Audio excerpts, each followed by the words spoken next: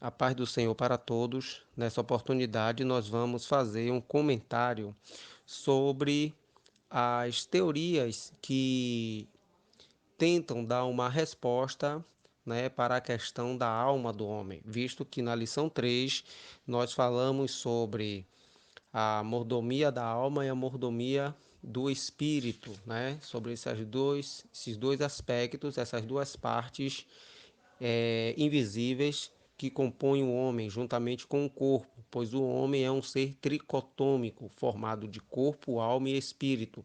Então, nós vamos agora, nessa oportunidade, fazer um comentário, para dar uma explicação sobre as teorias existentes sobre a questão da origem da alma, Tentar responder essa pergunta não é uma atitude recente, pois cristãos antes de nós já o tentaram fazer, mas todos de uma maneira insuficiente. Assim, é importante reconhecer as diversas opiniões sobre esse assunto. Primeiro, nós temos aqui a teoria da preexistência. É uma tentativa de responder à pergunta em pauta de uma perspectiva especulativa.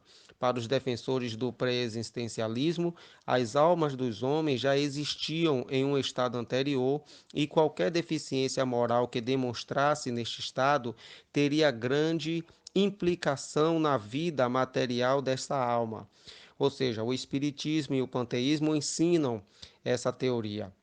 Alguns ícones teólogos, desse pensamento, que são Orígenes, Scotus Erigena e Júlio Miller. Em alguns dos representantes da filosofia grega, que adotavam esse ponto de vista, como Platão e Filo, pode-se também encontrar razões diferentes. Platão, que tinha em mente explicar que a alma possuía informações e conhecimentos não derivados dos sentidos. Filo pretendia compreender a prisão da sua vida, ou seja, o corpo.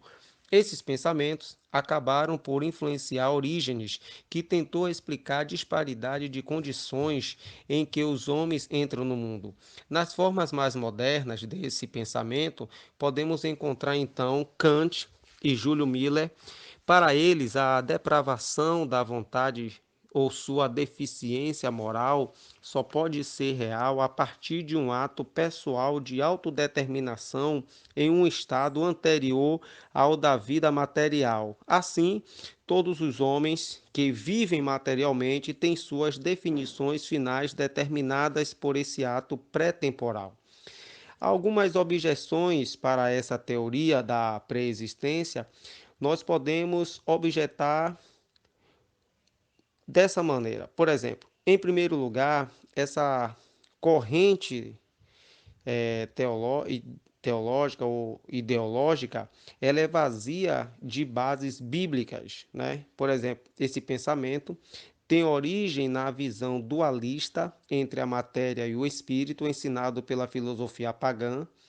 Se a alma é preexistente e apenas um ato consciente de autodeterminação, poderia explicar as deficiências morais do homem. Como não temos a menor lembrança desse estágio? Então, se a alma é preexistente, mas não é consciente de sua existência nem pessoal para tomar decisões, ela deixa de explicar as deficiências morais do homem. A existência anterior não tem qualquer fundamento escriturístico, conflitante com a perspectiva bíblica sobre a punição eterna. Então, nós podemos observar que essa teoria, esse fundamento, da preexistência, essa teoria da preexistência, não tem nenhuma base bíblica, não há nenhuma sustentabilidade, Pois a Bíblia vai revelar que, segundo a Epístola aos Romanos, capítulo 5, versículo 12, que todos os homens pecaram, O pecado veio por um homem e assim todos pecaram. E que esse pecado está atuando de uma maneira muito forte e real até os dias de hoje. Todos os homens nascem e nascem pecadores por conta do pecado original. Como Adão pecou, então todos os homens pecaram também, né? E a Bíblia vai nos revelar, segundo a primeira epístola de São João, capítulo 1, versículo 7, que o sangue de Jesus nos purifica de todo o pecado.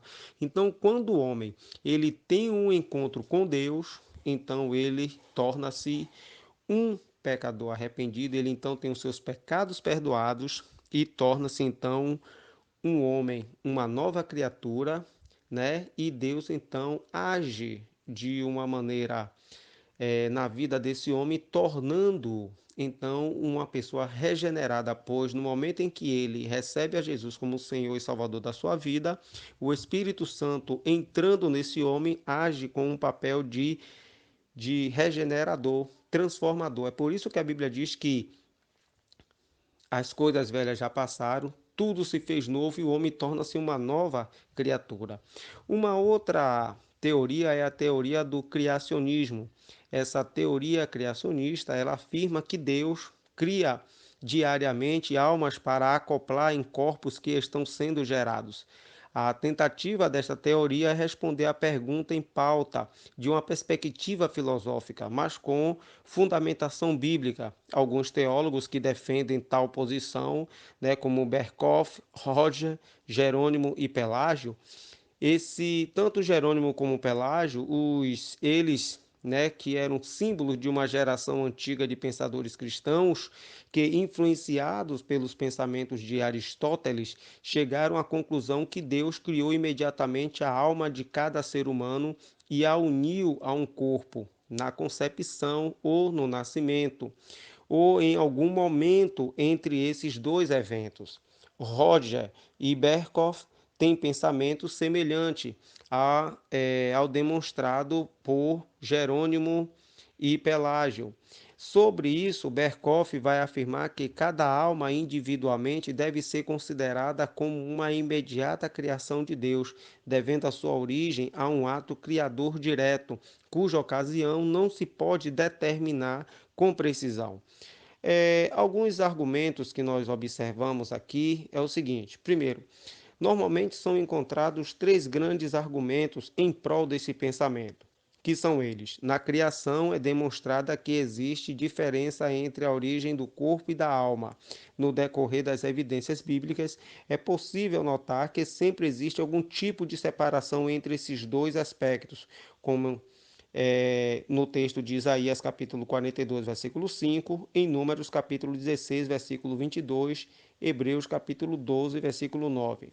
Este pensamento esmera-se em manter uma alma, visto que ela é indivisível. No tocante a Jesus, como homem completo, o pensamento responde de uma maneira de que o fato de que Cristo não participou do pecado, mas teve um corpo e possuiu um espírito também. Objeções a essa teoria criacionista, né, como foi observado, o criacionismo é, em síntese, a declaração da criação direta de Deus para cada alma. Sobre isso, pode-se então objetar que, se Deus é o responsável pela criação das almas e estas têm tendências depravadas, faz com que Deus seja diretamente autor do mal moral. Se as almas são criadas absolutamente puras, Deus é culpado indiretamente pela criação do mal moral, pois permite que uma alma pura venha a se perverter em um corpo depravado que, com obviedade, a corromperia. Se o pai natural é apenas responsável pelo corpo, os animais têm maior dignidade que os homens, pois reproduzem segundo a sua própria imagem. A atividade criadora de Deus parece ter sido interrompida após a criação do homem, completo com alma. A criação de Eva é bem demonstrada pelo escritor bíblico. Nesta criação não se fala nada sobre a origem da alma de Eva. Então nós podemos observar que essas teorias elas procuram abranger um ponto de vista, né, que carece de fundamentos bíblicos. São tentativas, né, dos homens para dar respostas as coisas existentes na vida. Por exemplo, uma outra teoria é a teoria do traducionismo. O traducionismo responde à pergunta em pauta a partir de uma perspectiva tanto bíblica como filosófica. Entretanto, as considerações do traducionismo encontram mais fortes evidências na literatura bíblica, ao contrário do criacionismo. Porém, é válido demonstrar que o traducionismo e o criacionismo são opções encontradas na história da igreja e em ambos os lados é defendida por cristãos. O criacionismo foi a teoria grandemente aceita pelo Oriente, enquanto o traducionismo pelo Ocidente. Segundo Jaffer, a questão sempre foi de opinião pessoal e não tem como uma base uma separação teológica, né? O traducionismo afirma que a raça humana foi criada imediatamente em Adão e, com relação tanto ao corpo como à alma, propagou-se a partir dele por geração natural, e todas as almas, desde Adão, são apenas mediatamente criadas por Deus, o sustentador das leis de propagação que foram originalmente estabelecidas por ele. Ou seja, a alma tem origem a partir do momento da concepção, em um processo natural, e são transmitidas de pais para filhos. Alguns dos representantes dessa corrente são Tertuliano, Rufino, Apolinário, Gregório de Nissa, Lutero, Smith, Augustus, Charles Harrier.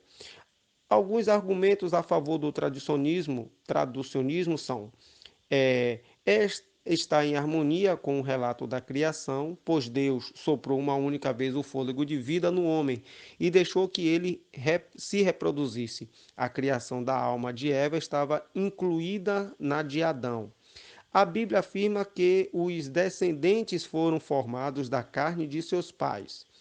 Explica de maneira mais satisfatória a transmissão da depravação moral e espiritual, que é assunto da alma e não do corpo.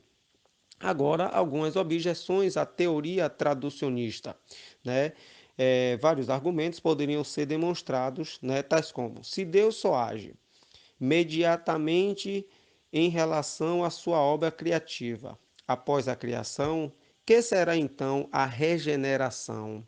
A teoria leva a dificuldades insuperáveis à cristologia. Se em Adão a natureza pecou globalmente, e esse pecado foi, portanto, o verdadeiro pecado de cada parte dessa natureza, não se pode fugir à conclusão de que a natureza humana de Cristo também foi pecadora e culpada, porque teria pecado de fato em Adão.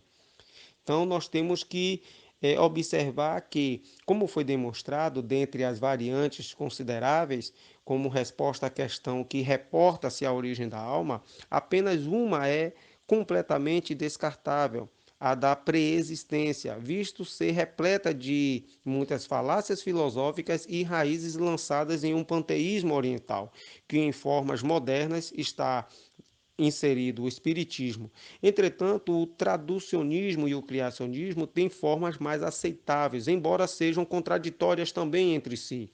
É notório que não existe respaldo bíblico suficiente e definitivo em favor nem de uma nem de outra teoria, e que, logicamente, ambas poderiam ser até sustentados com louvor. O correto é apelarmos, então, para uma tentativa de cautela no estudo desses fatos. Aí é que nós temos que observar todos os ângulos, ler, observar com cautela todos esses argumentos, pois procuramos o que? A resposta definitiva está nas Escrituras Sagradas.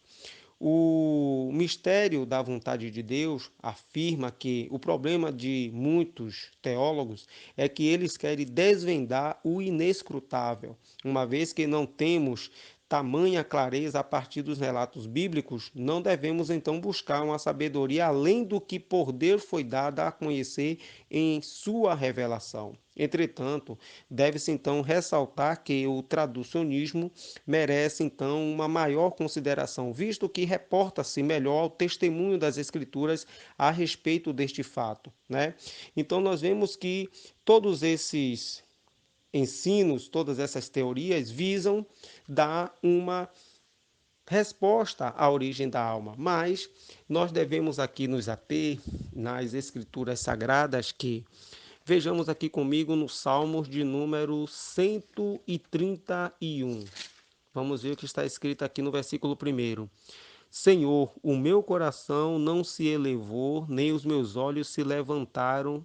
Não me exercito em grandes assuntos, nem em coisas muito elevadas para mim.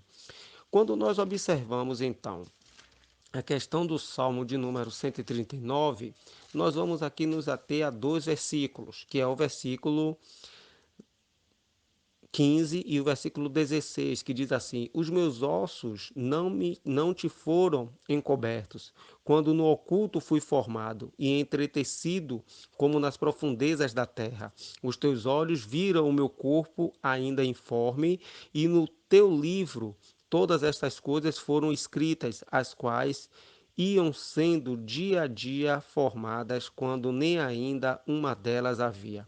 Então veja aqui o Salmo de número 139, esse salmista, ele então vai descrever, né, alguns pontos sobre a formação da pessoa e quando chega a citar até que é uma coisa maravilhosa demais, a ciência, né? Ou seja, a presença de Deus, a onipresença, a onisciência de Deus é muito grande. Então, nós temos que entender que quando Deus criou o homem perfeito, mas por conta do pecado, a desobediência do homem acarretou então na entrada do pecado e o homem pecou. Ele pecando, ele então afastou-se de Deus. Esse afastamento de Deus levou então o homem a cair moralmente, né? Tanto que quando ele gera filhos à sua semelhança, né? Observe que Caim então criou um ódio em relação a Abel. Então, da onde veio esse ódio? Visto que se antes só havia o amor, só havia bondade. Isso são influências, sentimentos por causa do pecado. E no capítulo 5 do livro de Gênesis, diz que e Adão gerou filhos e filhas à sua semelhança. Então, é a partir daí que todos os homens então pecam. Por quê?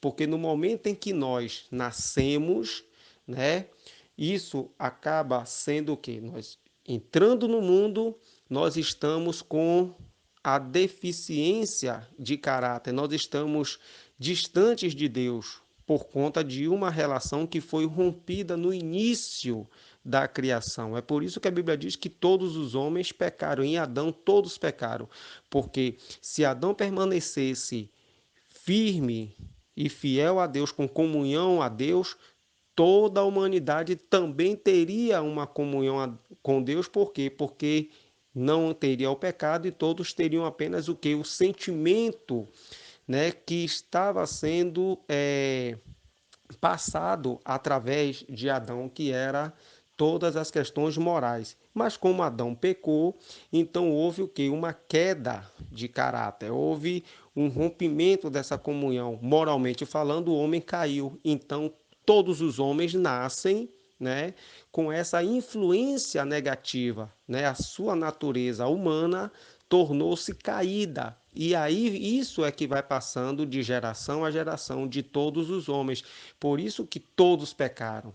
Mas quando nós recebemos a Jesus como o Senhor e Salvador de nossas vidas, nós então temos uma transformação, a presença do Espírito Santo que adentra em nós e aí vai haver um processo de quê? De que, assim como está escrito aqui na Epístola aos Colossenses, né, no capítulo 3, no versículo 10 diz: E vos vestistes do novo, que se renova para o conhecimento, segundo a imagem daquele que o criou. Então veja que os sentimentos carnais, como está descrito no versículo 5 da Epístola aos Colossenses, no capítulo 3, que fala sobre mortificar as questões da carne, a vontade da carne, que é a prostituição, a impureza, a concupiscência, a avareza, a idolatria, todas essas coisas, né?